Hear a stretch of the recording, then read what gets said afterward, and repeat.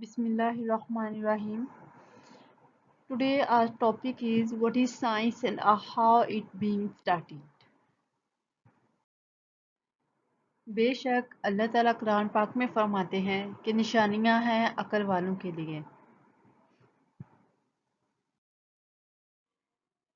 Our first topic is natural philosophy. First year में first topic, first definition, natural philosophy. What is natural philosophy? Natural philosophy or philosophy of nature is the philosophical study of physics, that is nature and the physical universe.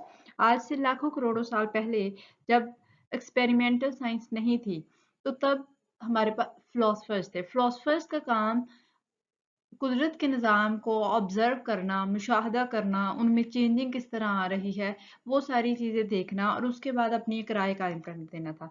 यानी वो फ़िलोसफ़र जो थे, उनके पास कोई experimental proof नहीं था किसी भी चीज़ का, जस्ट उन्होंने क्या करना है कि अपना जो ऑब्ज़र्व करनी है चीज़ों को कि उनमें चेंजिंग किस तरह आ रही है और उसके बाद अपनी एक राय कायम कर देना और लोगों को बताना कि ये इस तरह है। तो इसको नेचुरल फ़िलॉसफ़ी कहते हैं। It was dominant before the development of modern science. Modern science के आने से पहले ये पूरी दुनिया पे गालिब थी। पूरी मॉडर्न साइंस यानी जब एक्सपेरिमेंटल साइंस आ गई है तो उससे पहले फिलॉसफी को ही माना जाता था। You can say that science is an updated form of natural philosophy. तो आप कह सकते हैं कि साइंस जो है वो एक नेचुरल फिलॉसफी की अपडेट फॉर्म है।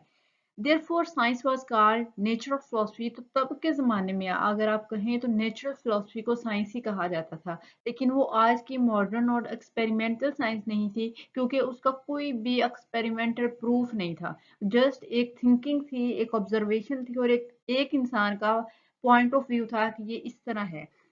For example, Aristotle, whose ideas prevailed, believed that the planets and the sun orbited Earth. For example वो कह रहे हैं कि जैसे अरस्तु था, अरिस्टोटल वो एक ग्रीक फिलोसफर था और उसने कहा था कि हम हमारा स्यारा जमीन जहाँ पे हम रह रहे हैं ये फिक्स है और सूरज और बाकी जितने भी प्लैनेट्स स्टार्स हैं वो सारे इसके इर्द गिर्द मूव करते हैं, जो कि बाद में गलत साबित हो गया। जैसे कि हमने देखा कि अरिस्टोटल जो था उसने ये अपना मॉडल पेश किया था, एक फ़िलॉसफ़ी दी थी जो कि बाद में गैलीलियो ने आके ख़त्म कर दी। उस गैलीलियो के मुताबिक सन जो है वो एक स्टार है और वो फिक्स है और बाकी जितने भी प्लैनेट्स हैं वो उसके इर्द गिर्द एक ख़ास ऑर्बिट्स में अपने अपने ऑर्बिट में मूव कर रहे हैं। तो ये जो कंसेप्ट था गैलीलियो का ये एक्सपेरिमेंटल बेस था और ये आज तक माना जाता है। नेचुरल फिलोसफी का जो कॉन्सेप्ट है वो तो हमारे सिलेबस में है क्योंकि नेचुरल फिलोसफी की जो डेफिनेशन है वो पेपर में आ जाती है, वो हमारे सिलेबस में इंक्लूड है। लेकिन हम थोड़ा सा इसके बारे में पढ़ लेते हैं कि ये सबसे पहले इंट्रोड्यूस किसने करवाया। Theories of माइल्टस was a Greek mathematician, astronomer and pre-Socratic philosopher from Miletus in Ionia, Asia Minor.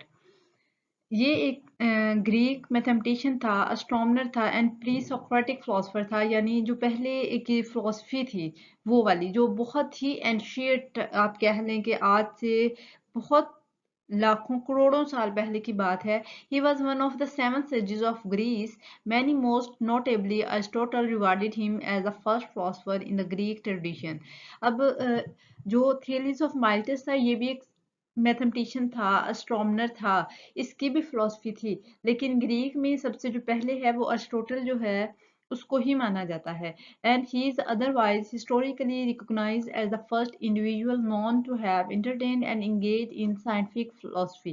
तो अरिस्टोटल जो अरस्तु था उसको ही पहला वो माना जाता है। लेकिन अगर हम वैसे देखें तो हमारे पास जो नेचुरल फिलोसफी है उसका जो हेड है ये कह लें या उसको सबसे पहले किसने इंट्रोड्यूस करवाया था वो थेलीज ऑफ माइल्टस ने करवाया था।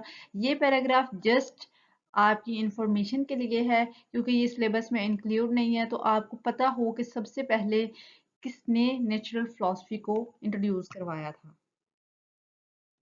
Study of nature. Study of nature divided into two sciences, biological science and physical science। और ये आप बहुत अच्छे से इसमें डिफरेंशिएट कर सकते हैं कि जो हमारी कुदरत है उसको आपने दो बड़ी डोमेन में डिवाइड कर लिया है जिसमें बायोलॉजिकल साइंस है एंड फिजिकल साइंस है। और इनके नेम से ही जाहिर है आपको पता है कि इसमें हम क्या पढ़ने वाले हैं। This science which deals with the study of living things called biological science. ऐसी सारी साइंस, ऐसी साइंस जो जितने भी इस दुनिया में, इस कायनात में जानदार चीजें पाई जाती हैं, वो सारी बायोलॉजिकल साइंस में आ जाती हैं। And the science which deals with the study of non living things called physical science.